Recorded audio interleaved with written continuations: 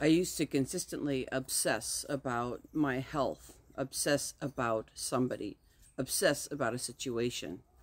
And I realize now that that's one of the things that really held me back in so many ways, from earning income in my business to creating better relationships to being present with myself, to actually help my body relax and just let go.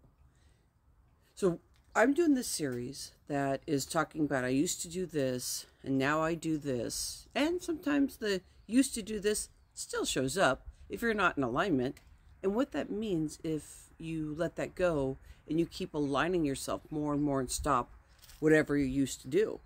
And where could this take you if you decided to open yourself up to learning more about why you're obsessing? Not the question why are you doing that, but more just letting go and how to do that and how to learn from what is coming to you so that you can feel the other side, is that you can work through every problem.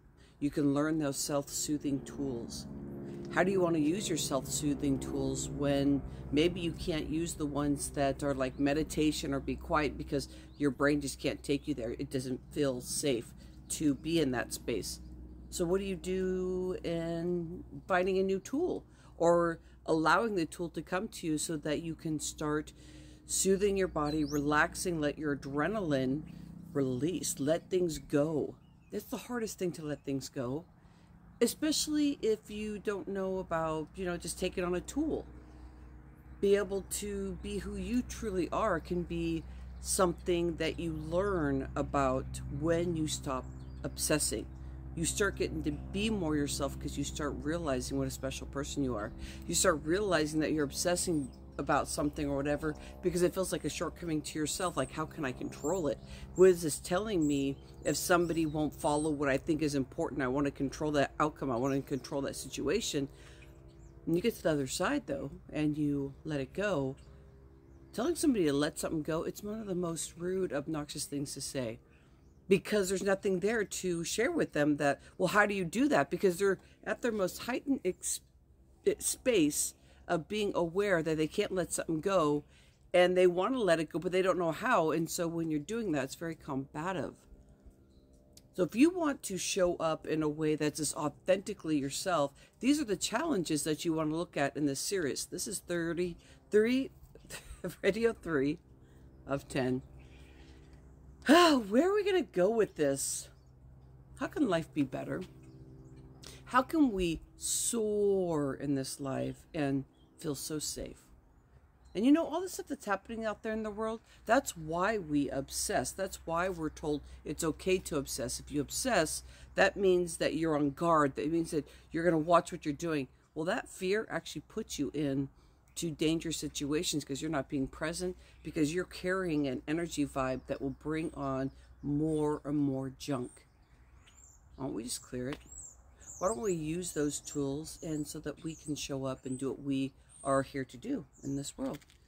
Hashtag speaker locking arms. Why don't we start using our vocals? Hashtag speaker locking arms, to lock arms, to support each other so that we get done what we're supposed to do here on earth, and then also so that we help others. If you're locking arms with me and you're using that hashtag speaker locking arms, we're partnering. We're saying, hey, I want to stop the shaming and blaming, or whatever your global vision is. So if you get into this series, I used to do this and now I do that. Where do you want to take this? What's the biggest goal you want to get to? Connect it with that.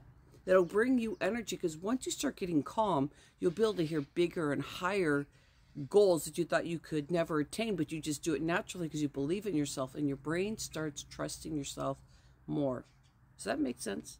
Because your brain is very disconnected from your body when you're just thinking and thinking. It's all cerebral and you can't feel anything from the waist down. You even call it like your brain and your body, but you don't acknowledge that it all flows. So just start acknowledging it. And if you get triggers in any of this conversation today, then step into it. What did you used to do that you do now that heightens the awareness of who you really are, learning to love yourself, and you're doing away with the old that stuff? I love you. I appreciate you. Let's keep locking arms.